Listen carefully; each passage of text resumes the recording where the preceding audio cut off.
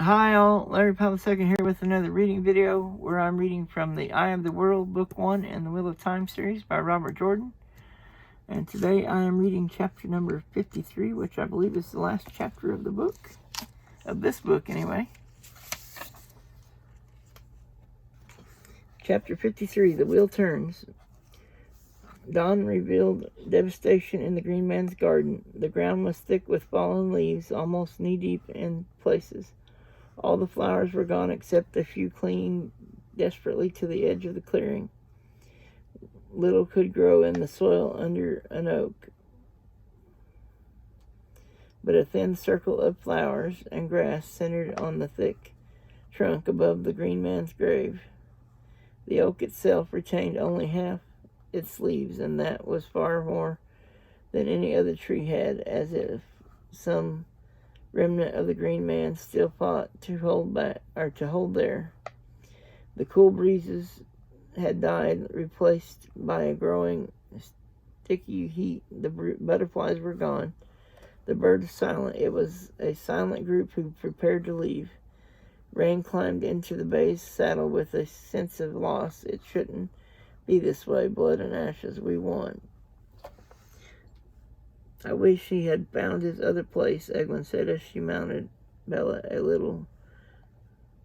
litter fashioned by Lan was slung between the shaggy mare and Aldieb to carry Moraine, and Ed would ride beside with the white mare's reins. The wisdom dropped her eyes whenever she saw Lan glance at her, avoiding his gaze. The warder looked at her whenever her eyes were averted, but he would not speak to her. No one had to ask who Egwin meant.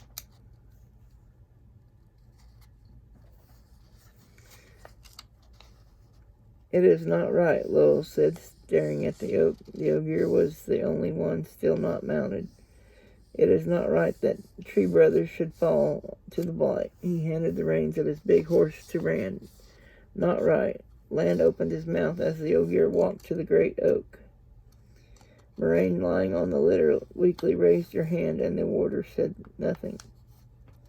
Before the oak, Lowell knelt, closing his eyes and stretching out his arms. Tufts on his ears stood straight as he lifted his face to the sky, and he sang. Rand could not say if there were words or if it was pure song. In that rumbling voice it was as if the earth sang, yet he was sure he heard the birds trilling again, and spring breezes sighing softly, and the sound of butterfly wings. Lost in the song, he thought it lasted only minutes, but when Lan lowered his arms and opened his eyes, he was surprised to see the sun stood well above the horizon. It had been touching the trees when the ogier began. The leaves still on the oak seemed greener and more fiercely attached.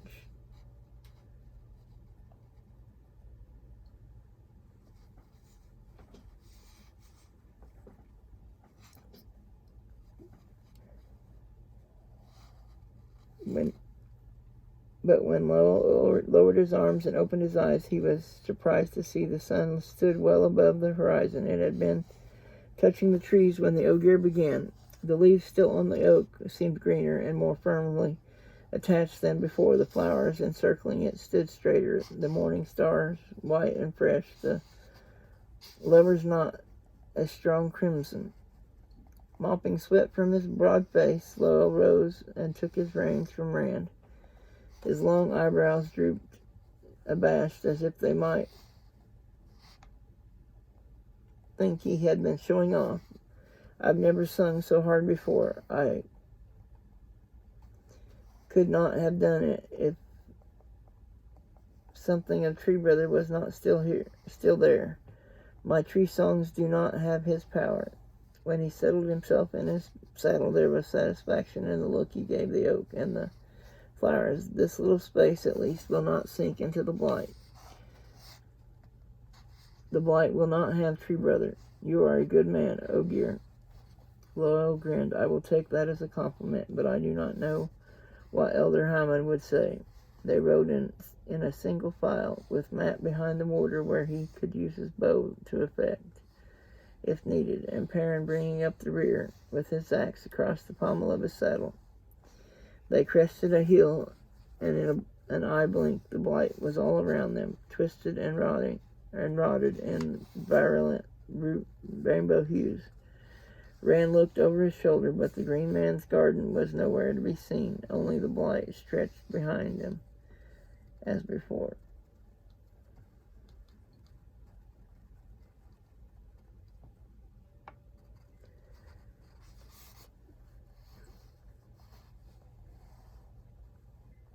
Perrin bringing up the rear with his axe across the pommel of his saddle. They crested a hill, and in an eye blink the blight was all around them, twisted and rotted in virulent rainbow hues. Rand looked over his shoulder, but the green man's garden was nowhere to be seen, only the blight stretching behind them as before.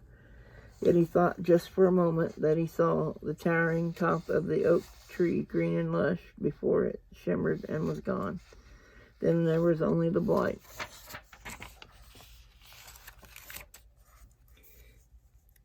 He half expected they would have to fight their way out as they fought their way in, but the blight was as quiet and still as death.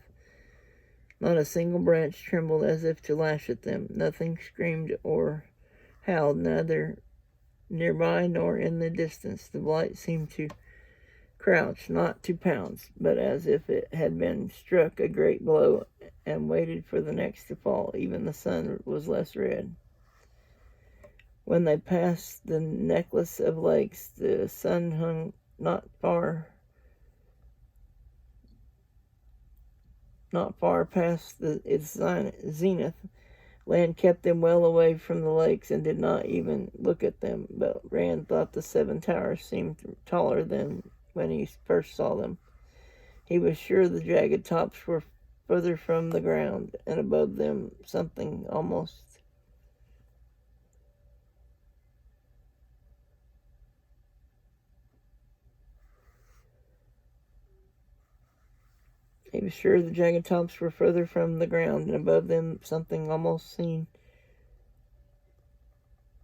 seamless towers gleamed in the sun, and banners with golden cranes flying on the wind. He blinked and stared, but the towers refused to vanish completely. They were there at the edge of vision until the blight hid the lakes once more. Before sunset, the warder chose a campsite, and Moraine had Neneve and Egwin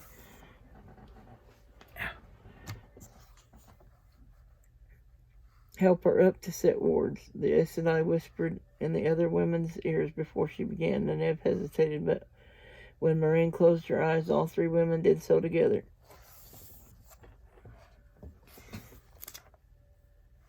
Rand saw Mat and Perrin staring and wondered how they could be surprised. Every woman is an Aes Sedai, he thought mirthlessly. The light helped me, so am I. Bleakness held his tongue. Why is it so different? Perrin asked as Egwin and the wisdom helped Neneve to her bed. It feels. His thick shoulders shrugged as if he could not find the word. We struck a mighty blow at the Dark One, Moraine replied, settling herself with a sigh. The shadow will be a long time recovering. How? Mat demanded. What did we do? Sleep, Moraine said. We are not out of the blight yet. But the next morning, still nothing changed that Rand could see. The blight faded as they rode south, of course. Twisted trees were replaced by straight. The stifling heat diminished. Rotting foliage gave way to the merely diseased, and then not diseased, he realized. The forest around them became red with new growth, thick on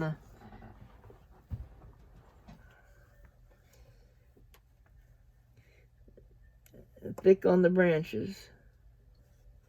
Buds sprouted on the undergrowth. Creepers covered the rocks with green, and new wildflowers dotted the grass as thick and bright as where the green man walked. It was as if spring, so long held back by winter, now raced to catch up to where it should be. He was not the only one who stared. A mighty blow, Moraine murmured, and would say no more. Climbing wildrose entwined the stone columns marking the border Men came out of the watchtowers to greet them. There was a stunned quality to their laughter, and their eyes shone with amaze, as if they could not believe the new grass under their steel-clad feet. The light has conquered the shadow, a great victory in Turman'S Gap. We have had the message victory. The light blesses us again. King Azar is strong in the light, Land replied to all their shouts. The watchman wanted to tend Moraine, or at least send an escort with them, but she refused it all.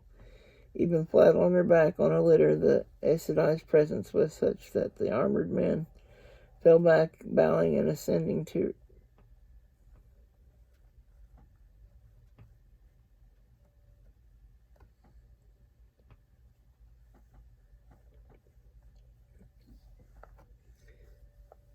the light. But King Azar is strong in the light, Land replied to all their shouts. The watchman wanted to attend Moraine, or at least send an escort with them, but she refused it all, even flat on her back on a litter.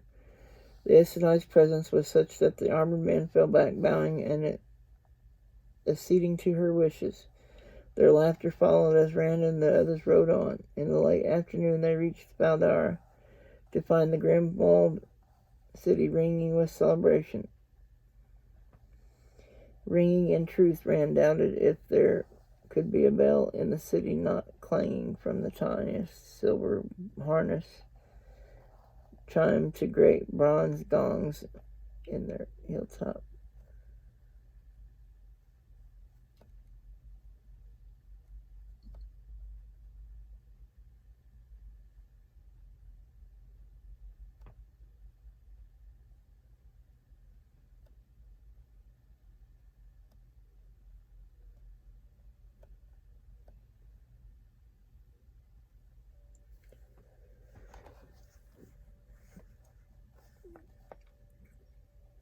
It was late afternoon when they reached Valdara to find the grim walled city ringing with celebration. Ringing in truth, Rand doubted if there could be a bell in the city not clanging from the tiniest silver harness chimed to great bronze gongs in their tower tops. The gates stood wide open, and men ran laughing and singing in the streets. Flowers stuck in their top knots and the crevices of their armor. The common people of the town had not yet returned from Falmoran, but the soldiers were newly come from Turman'S Gap, and their joy was enough to fill the streets. Victory in the Gap, we won. A miracle in the Gap. The age of legends has come back. Spring, a grizzled old soldier, laughed as he hung a garland of morning stars around Rand's neck. His own top knot was a white cluster of them. The white blesses us with spring once more. Learning they wanted to go to the keep, a circle of men clad in steel and flowers surrounded them, running to clear a way through the celebration. Ingtar's was the first face Rand saw that was not smiling. I was too late, Ingtar told Lan with a sour grimness, too late by an hour to see peace. His teeth ground audibly, but then his expression became contrite. Forgive me, grief makes me forget my duties. Welcome, builder. Welcome to you all. It is good to see you safely out of the blight. I will bring the healer to Moraine Sedai in her chambers and inform Lord Agomar. Take me to Lord Agomar, Moraine commanded. Take us all. Ingtar opened his mouth to protest and bowed under the force of her eyes. Agomar was in his study with his swords and armor back on their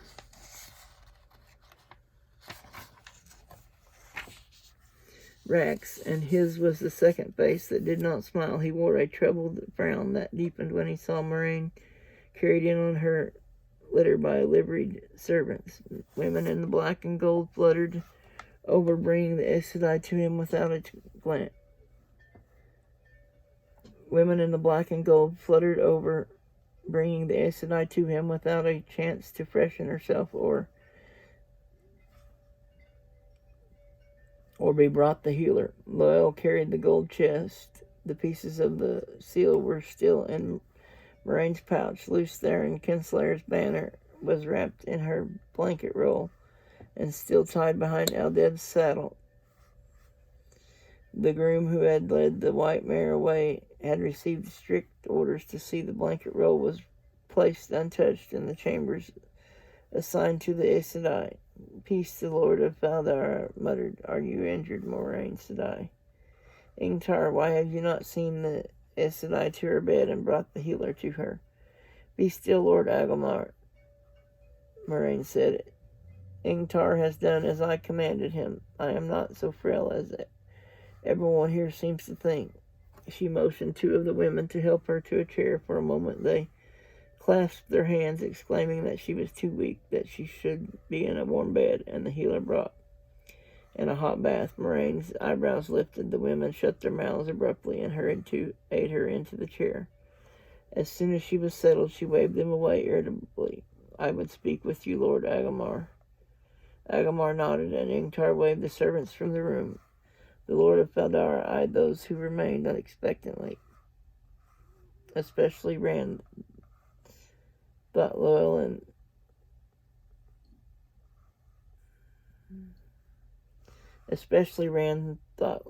the golden chest. We hear, Moraine said as soon as the door was shut behind Ingtar, that you won a great victory in Turman'S Gap. Yes, Agelmar said slowly, his troubled frown returning. Yes, Aes Sedai, and no, the half-men and their trollocs were destroyed to the last, but we barely fought. A miracle, my men call it. The earth swallowed them. The mountains buried them. Only a few Dragkar were left, too frightened to do else but fly north as fast as they could. A miracle indeed, Moraine said, and spring has come again. A miracle, Agelmar said, shaking his head, but Moraine's men say many things about what happened in the gap, that the light took on flesh and fought for us, that the Creator walked in the gap to strike at the shadow. But I saw a man, Moraine said. I saw a man, and what he did cannot be, must not be.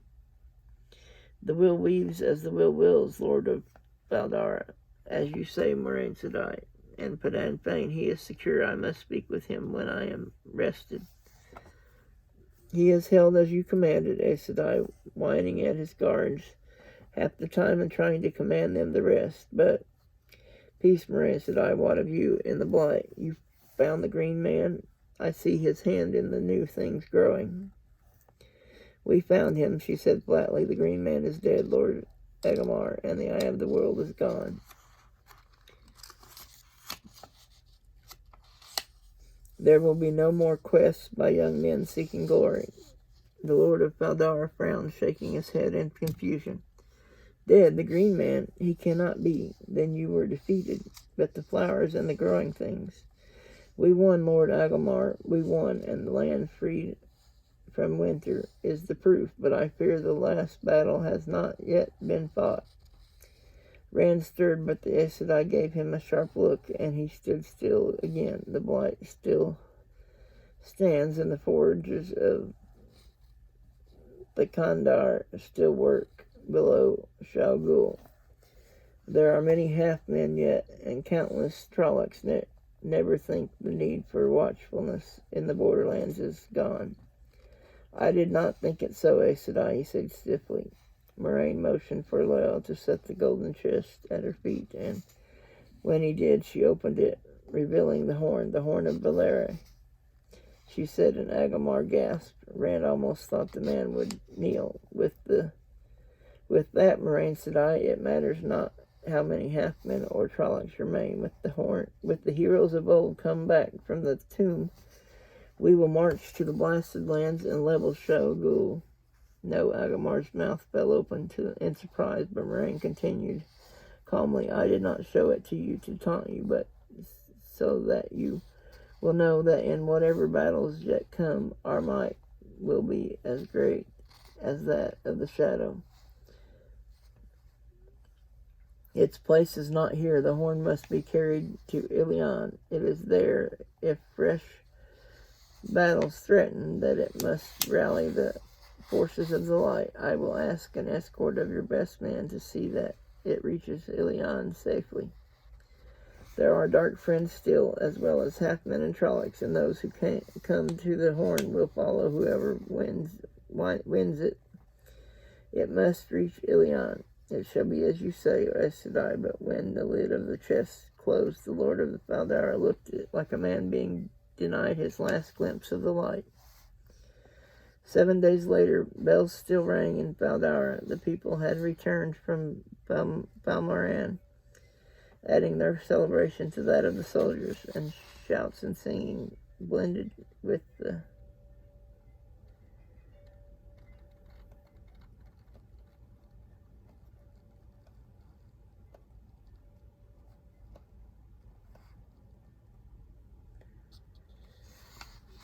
7 days later, bells still rang in Faldara. The people had returned from Balmoran, adding their celebration to that of the soldiers, and shouts and singing blended with the pealing of the bells on the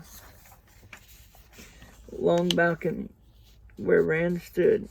The balcony overlooked Algamar's private gardens, green and flowering, but he did not give them a second look, despite the sun high in the sky. Spring in Shinar was cooler than he was used to, yet sweat glistened on his bare chest and shoulders as he swung the hair-marked blade, each move precise yet distant from where he floated in the void. Even there, he wondered how much joy there would be in the town if they knew of the banner Moraine still kept hidden. Good sheepherder, leaning against the railing with his arms folded across his chest, the warder watched him critically. You are doing well, but don't push so hard. You can't become a blade master in a few weeks. The void vanished like a pricked bubble. I don't care about being a blade master. It's a blade master's blade. Sheepherder, I just want my father to be proud of me. His hand tightened on the rough leather of the hilt. I just want Tam to be my father. He slammed the sword into its scabbard. Anyway, I don't have a few weeks. Then you've not changed your mind, would you?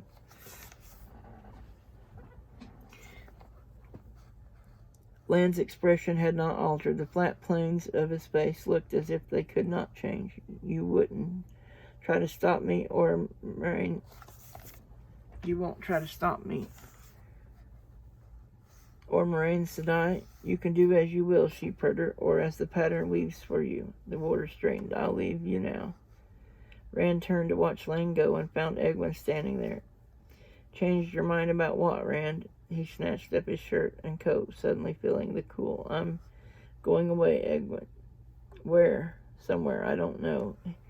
He did not want to meet her eyes, but he could not stop looking at her. She wore red wild roses twined in her hair, flowing about her shoulders. She held her cloak close, dark blue, and embroidered along the edge with a thin line of white flowers in the Shinaran fashion, and the blossoms made a line straight up to her face. They were no paler than her cheeks. Her eyes seemed so large and dark away. I'm sure Moraine Sedai will not like you just going off after what you've done. You deserve some reward. Moraine does not know I am alive. I have done what she wanted, and that's an end to it. She doesn't even speak to me when I go to. She doesn't even speak to me when I go to her. Not that I've tried to stay close to her, but she's avoided me. She won't care if I go, and I don't care if she does. Moraine is still not completely well, Rand. She hesitated. I have to go to Tyverlon for my training. Neneb is coming too, and Matt still needs to be healed of whatever binds him to that dagger. And Perrin wants to see Tyverlon before he goes wherever. You could come with us. And wait for some Aes Sedai besides Moraine to find out what I am and gentlemen. His voice was rough, almost a sneer. He could not change it. Is that what you want? No. He knew he would never be able to tell her how grateful he was that she had had not hesitated before answering. Rand, you aren't afraid. They were alone, but she looked around and still lowered her voice. Moraine said, I said, you don't have to touch the true source. If you don't touch it in, if you don't try to wield the power, you'll be safe. Oh, I won't ever touch it again, not if I have to cut my hand off first. What if I can't stop? I never tried to wield it, not even at the eye. What if I can't? What if I can't stop? Will you go home, Rand? Your father must be dying to see you. Even Matt's father must be dying to see him by now. I'll be coming back to Evansfield next year for a little while at least. He rubbed his palm over the hilt of his sword, feeling the bronze hair. My father. Home. The light. How I want to see. Not home. Someplace where there aren't any people to hurt if I can't stop myself. Somewhere alone. Suddenly it felt as cold as snow on the balcony. I'm going away, but not home. Egwin, why did you have to be one of those? He put his arms around her and whispered into her hair, not ever home. In Agumar's private garden, under a thick bower dotted with white blossoms, Moraine shifted her on her bed chair. The fragments of the seal lay on her lap, and the small gem she sometimes wore in her hair spun and glittered on its gold chain from the ends of her fingers. The faint blue glow faded from the stone, and the smile touched her lips. It had no power in itself, the stone, but the first use she had ever learned of the one power as a girl in the royal palace of Cairn was using the stone to listen to people when they thought they were too far off to be overheard.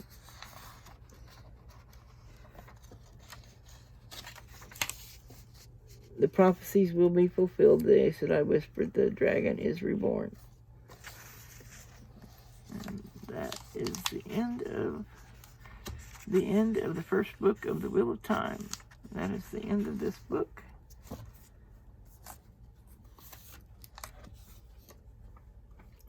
And I want to recommend that anyone that hasn't already watched the Wheel of Time series on Amazon Prime.